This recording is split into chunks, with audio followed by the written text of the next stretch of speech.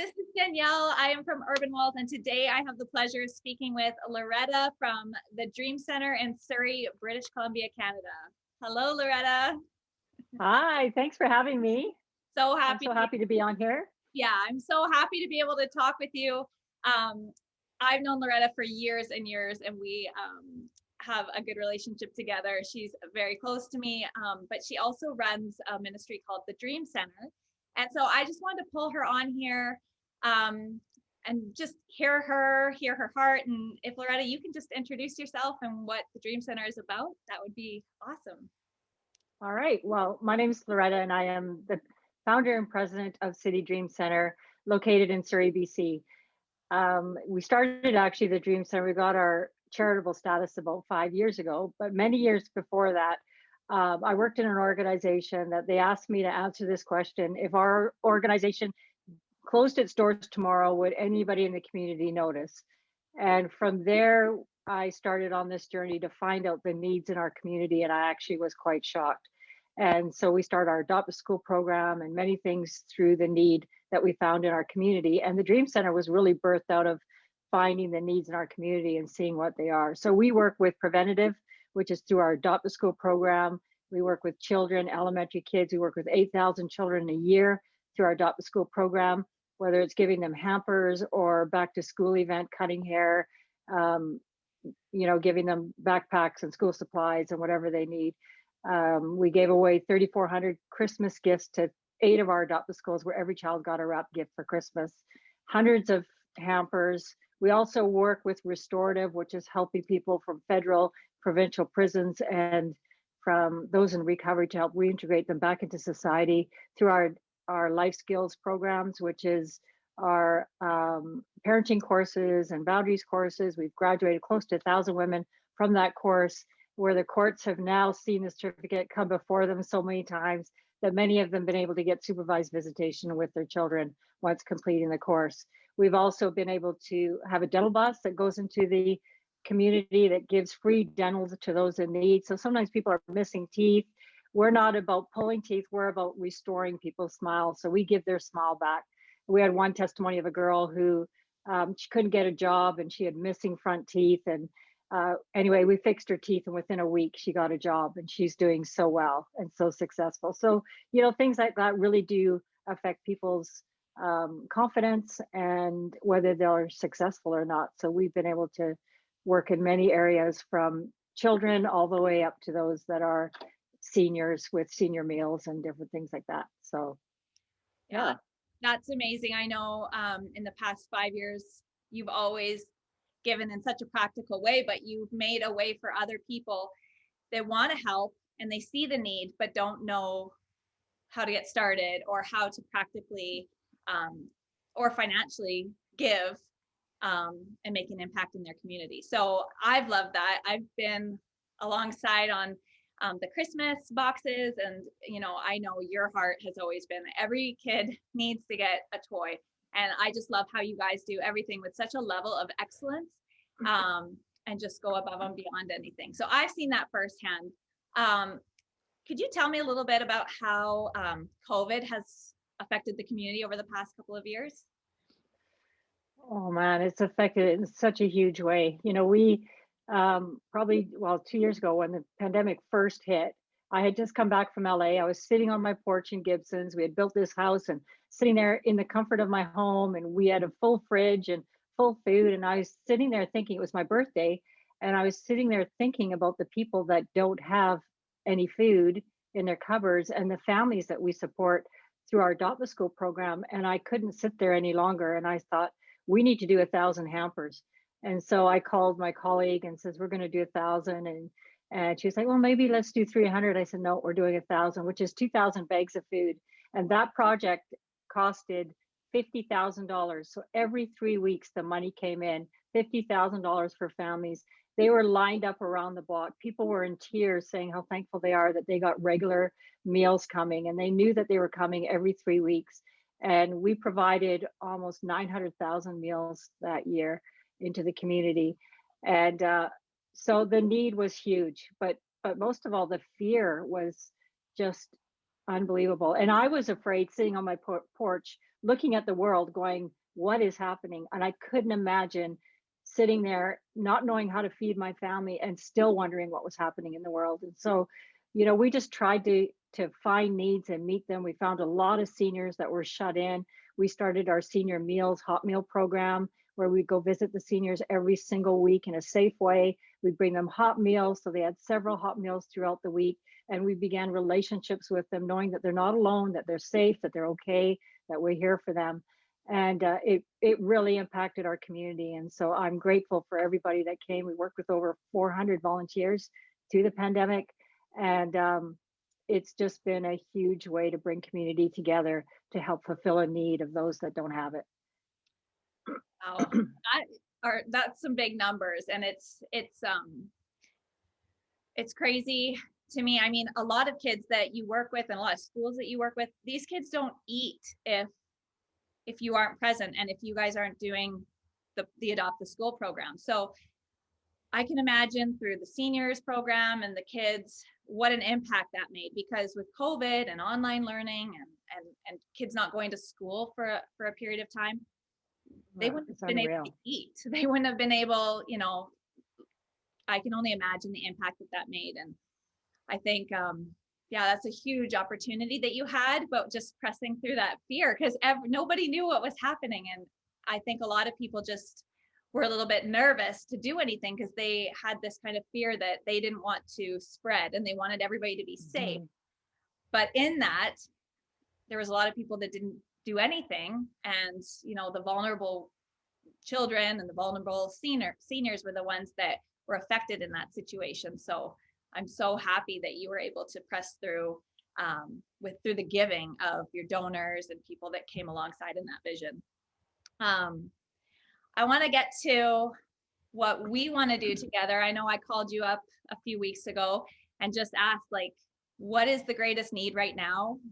What is your focus? I know you have so many, even in what you touched on, but we wanted to do something really special with you. We wanted to come alongside in this match campaign.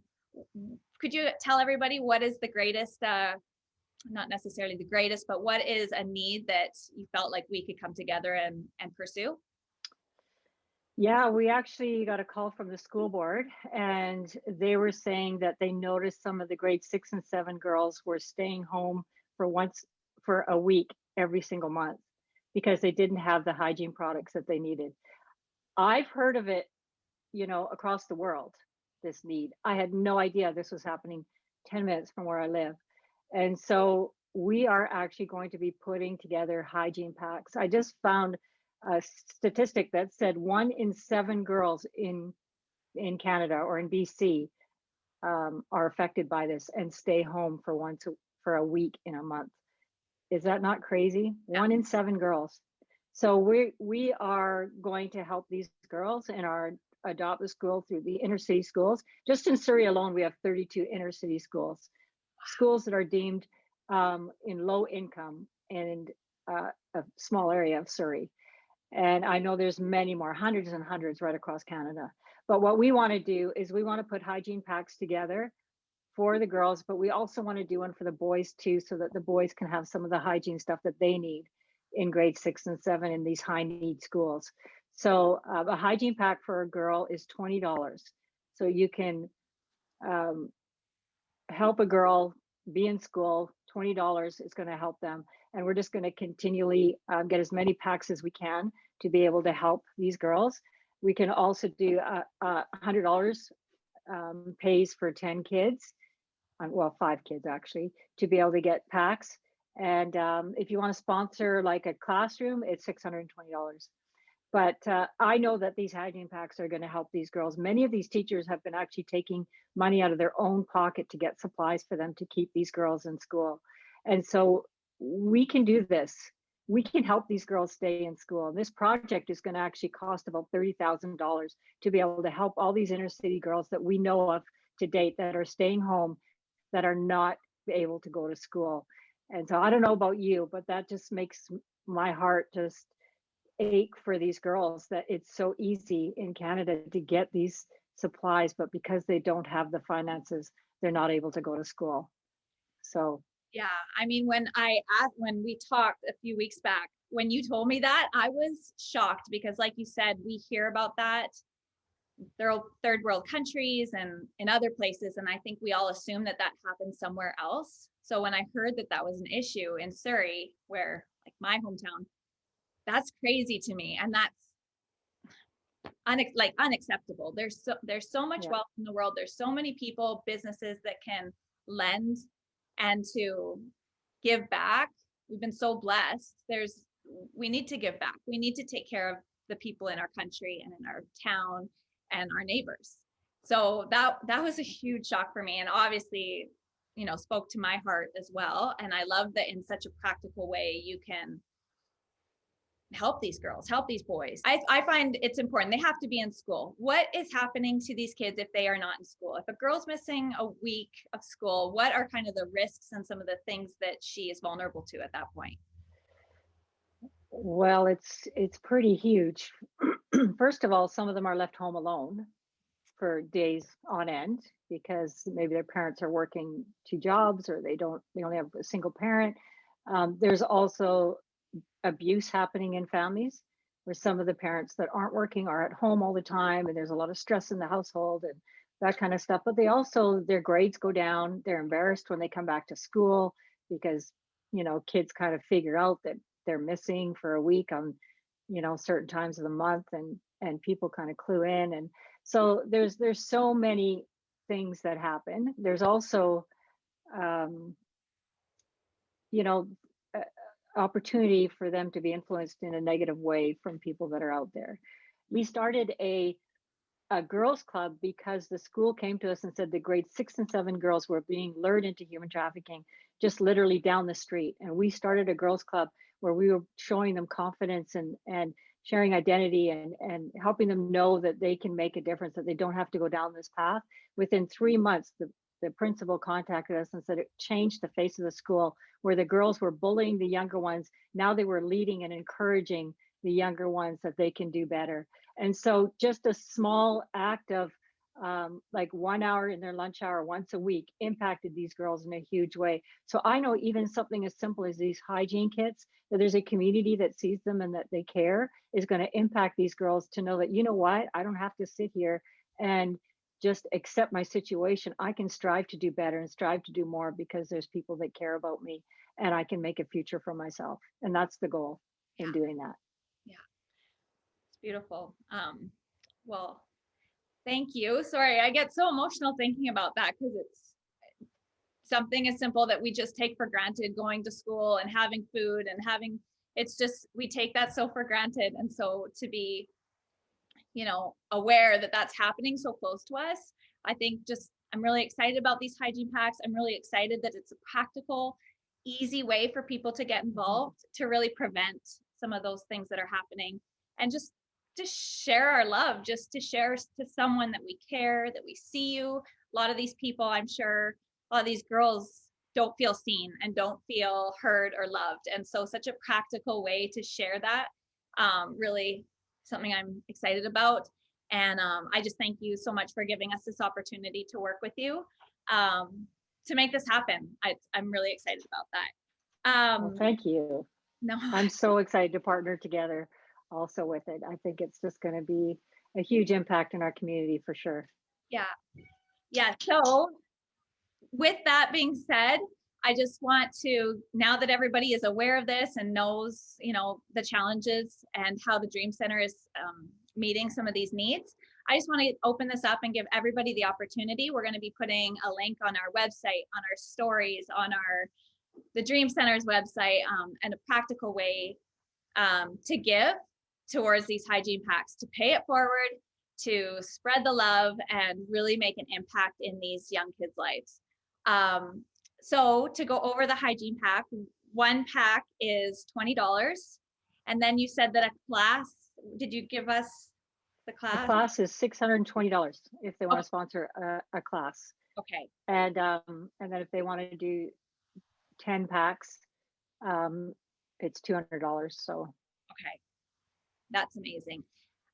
Every donation is tax, like they get a receipt for their taxes. Yes, they get a receipt. go to citydreamcenter.com, and it'll say right there that it's for the hygiene packs, and they can just donate towards that.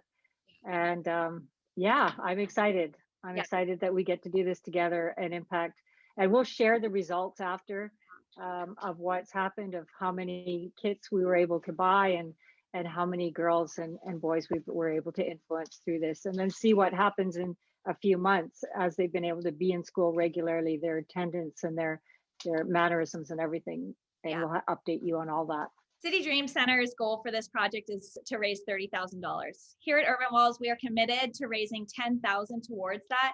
Would you join me in giving towards this? Such a practical, beautiful way to show your love on this day. We're so thankful, Loretta, to speak with you. We're so thankful to work with you on this. I'm excited to see people come alongside and give to this in this time. It's so needed. Thank you so much for talking with me, sharing your heart. I really appreciate it. Thank you for having me. I'm so excited that we're partnering together. Thank you so much. Okay. And one last thing, if you head to City Dream Center website and you give towards this, there's a drop-down menu. Make sure that you check off hygiene packs so that we know that your donation is meant for that. Every part of that drop-down menu is an amazing cause. But this campaign specifically is for the hygiene pack. So we will have the link at the bottom. We will have it on our website and on all our social platforms. Come alongside, give to someone, know that you are changing someone's life when you give in this capacity. Thank you. Thank you so much.